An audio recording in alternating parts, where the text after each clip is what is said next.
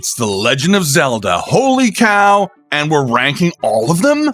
This won't be contentious at all. The Legend of Zelda is a beloved and long-running series by those lovable scamps at Nintendo. Second only to the Mario series, the Zelda series is one of the biggest video game series ever, with loads of games on loads of systems. Some of those games aren't even on Nintendo systems. Today we are ranking 24 different games, 24 Zeldas. That is so many games.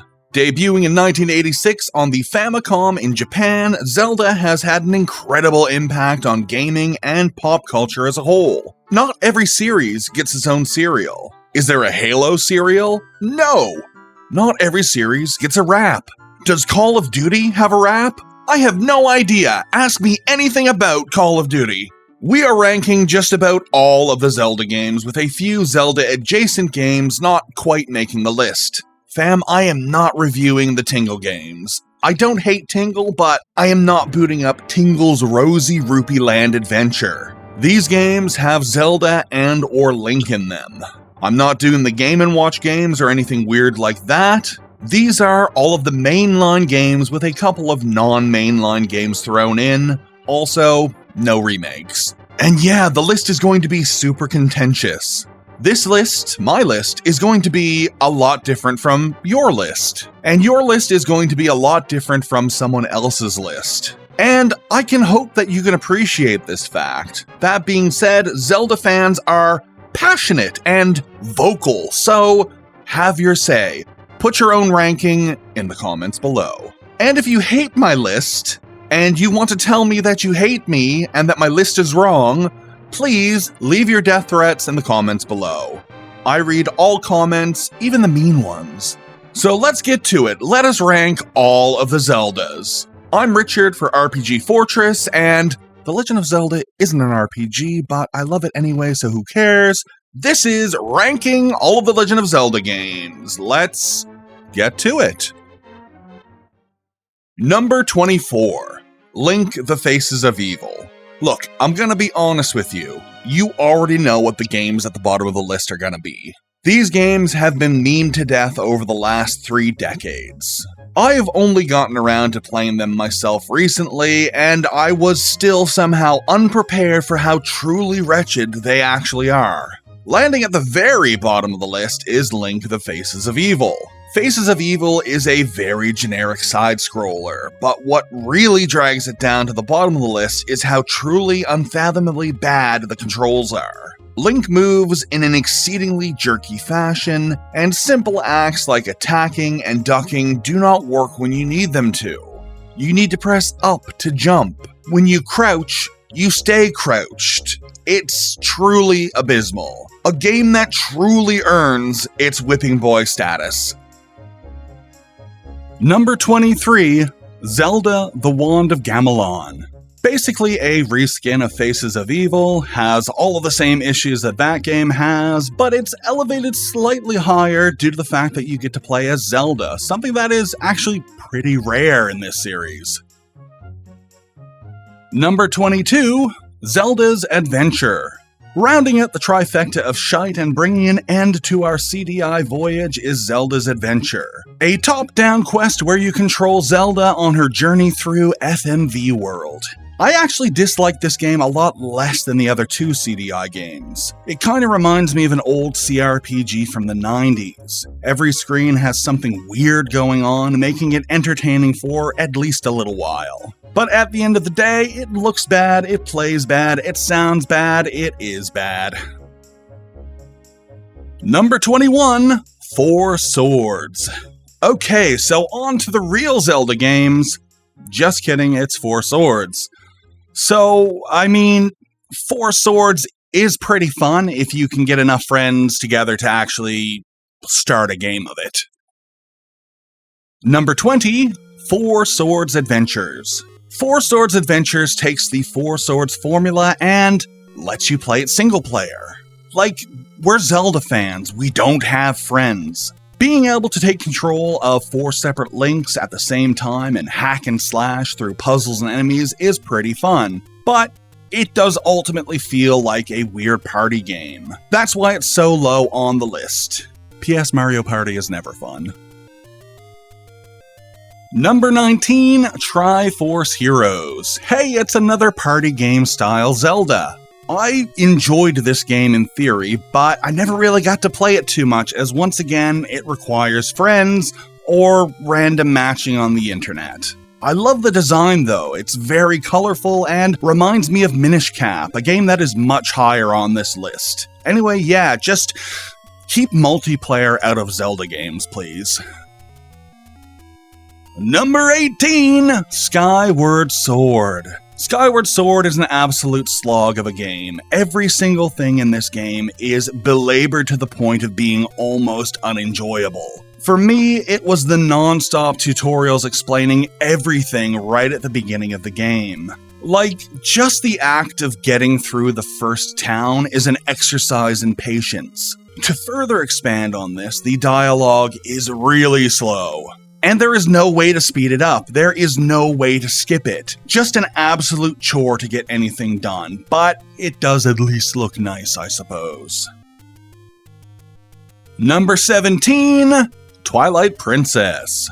The game that really wishes it was Ocarina of Time. Twilight Princess is a fine game. I would even say it's good. It has all of those classic Ocarina of Time hallmarks and style, but that's really its downfall. It was trying to ape that formula way too much. It's a fun enough game, and turning into a wolf is pretty fun, but whenever I load it up, I just think to myself, I could be playing Ocarina. Number 16, Spirit Tracks. It's an okay game. It plays a lot like Phantom Hourglass, but with none of the whimsy. Also, adding trains to Zelda feels like they really just threw a bunch of ideas into a hat and went with the first idea they pulled out. Zelda and trains. Why not Zelda and motorbikes, or Zelda and submarines? Whatever, it's fine. Number 15, Phantom Hourglass. I was a big fan of Phantom Hourglass when it was first released, but I ended up falling off sometime between then and now. I love that most of the gameplay could be done with just the stylus. It felt really progressive at the time. But here in 2025, all I remember about the game is just trying to do roll jumps and just falling down holes constantly. It's fine, whatever. Number 14, Majora's Mask. I know that this is a lot of people's favorite Zelda, but it never really did much for me. Please leave your death threats in the comments below. I totally and fully appreciate how absolutely bizarre this game is. Every character in this game looks like they are out of an N64's nightmare.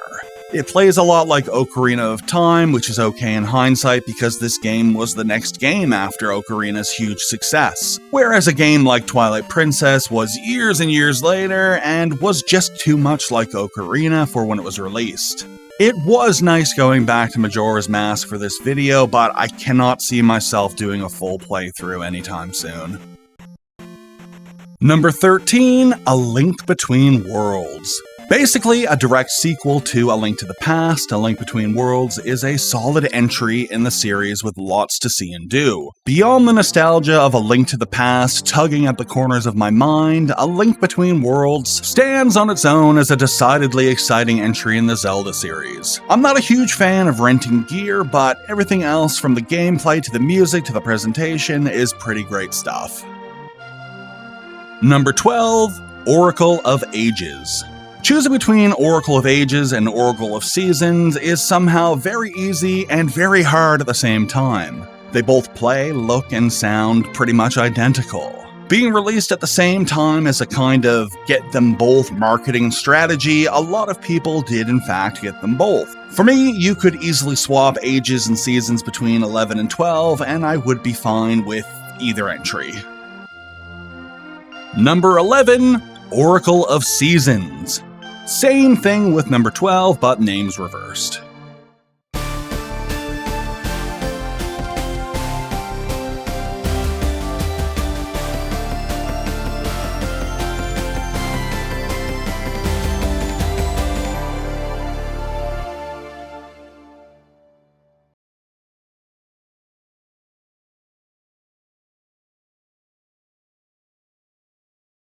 Alright, moving into the top 10 with number 10, Echoes of Wisdom. At the time of this video's release, this is the most recent Zelda game, and it is super fun. Just like Zelda's Adventure, oh no, you play as Zelda, oh yay, and head out to Hyrule to rescue our boy Link.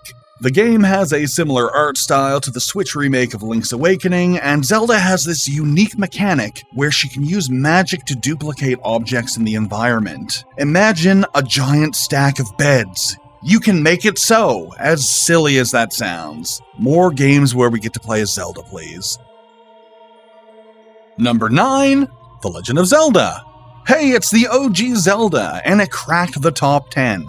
Awesome. I, for one, love the original game. In 2025, not everyone loves the original Zelda. It's a bit crusty around the edges, it's easy to get lost, progression is hazy at best, and it's more than a little obtuse. And that English dialogue is absolutely horrendous. But hey, it's an old NES game, of course it's gonna be a little bit messed up. Personally, I think that's part of the charm. Exploring the landscape with that wonderful music still tugs at my heartstrings every single time. Number 8, The Minish Cap.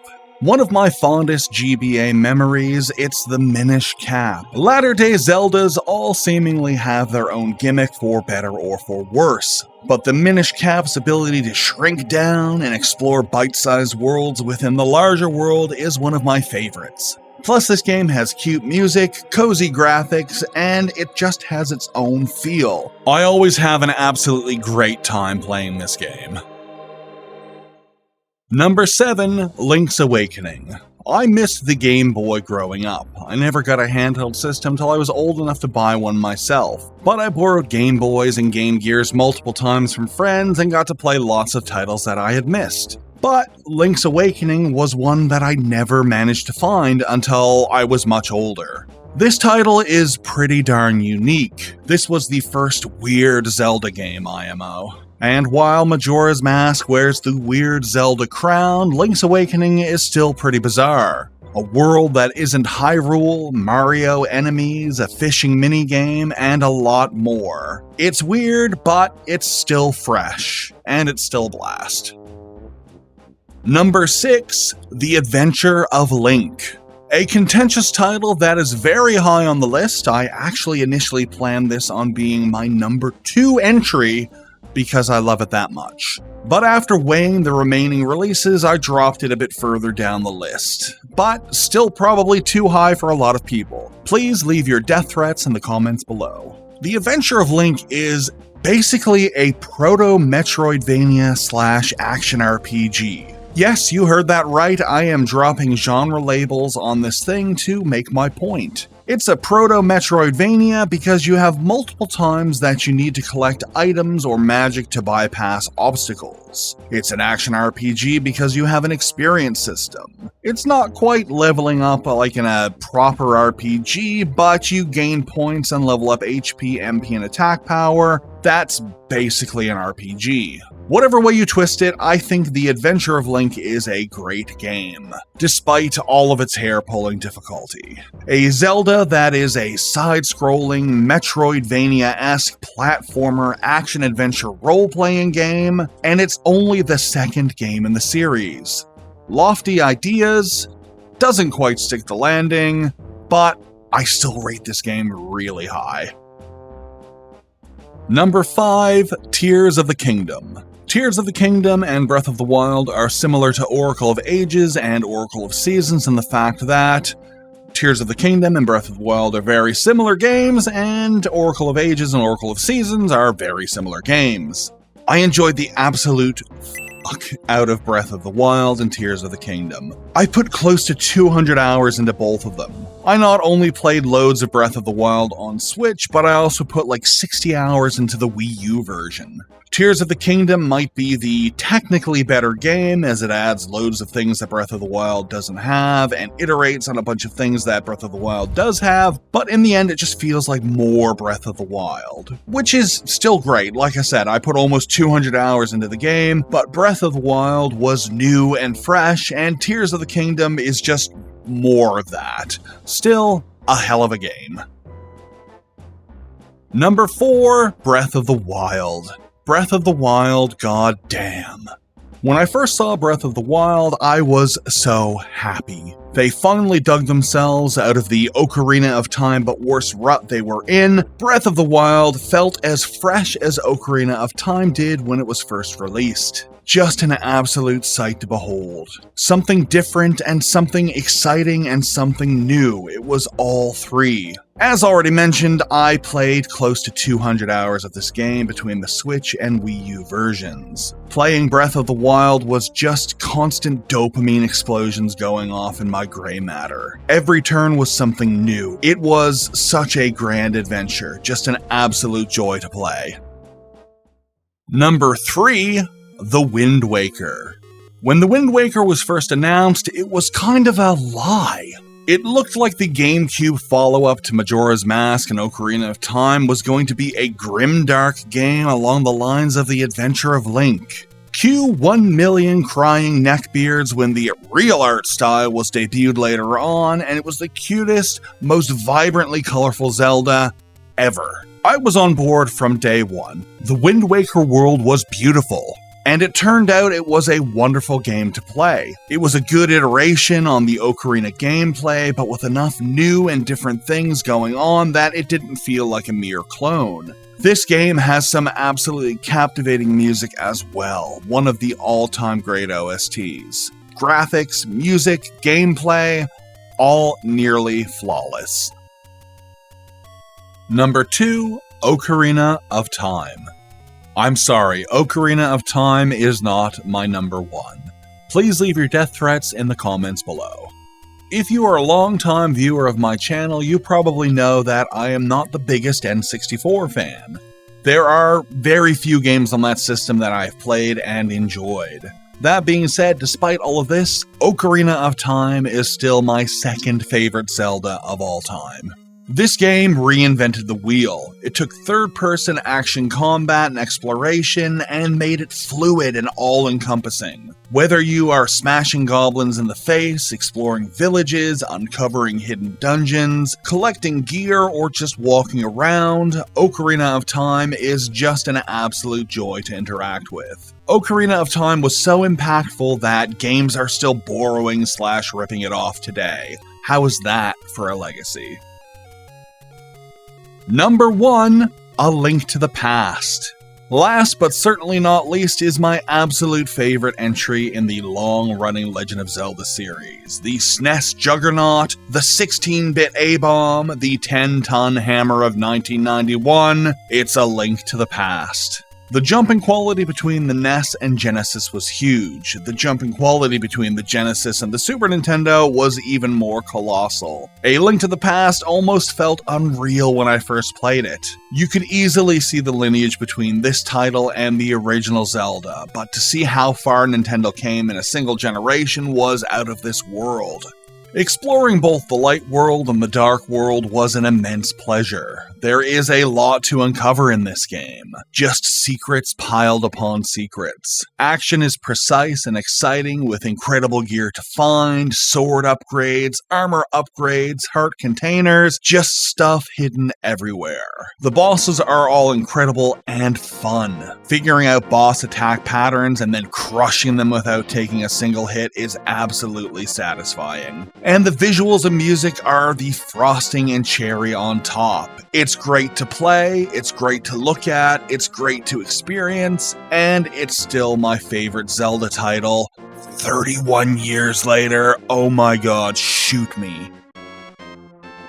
And that's Zelda. That's a lot of Zelda. Sorry I didn't review Tingle's Cozy Rupee Land Shindig or whatever, but I really hope you enjoyed the video. And I hope that someone out there has a similar list. I assume a lot of people are going to have much different orders than I do, and I would love to hear all about it. Leave your list in a comment below. I'm excited to see what is next for the Zelda series. I just hope that it's not another game that plays like Breath of the Wild. Between that game and Tears of the Kingdom, I think I've had my fill of that style of Zelda. If there's one thing that I can complain about in this series, it's that sometimes they iterate on a single idea too many times before moving on. I hope the next game is something as fresh and new as Ocarina of Time was, or Breath of the Wild was when they were first released. So that's it, The Legend of Zelda. I love that series. For RPG Fortress, I'm Richard. See you next time, and don't forget to hug a cat. Goodbye.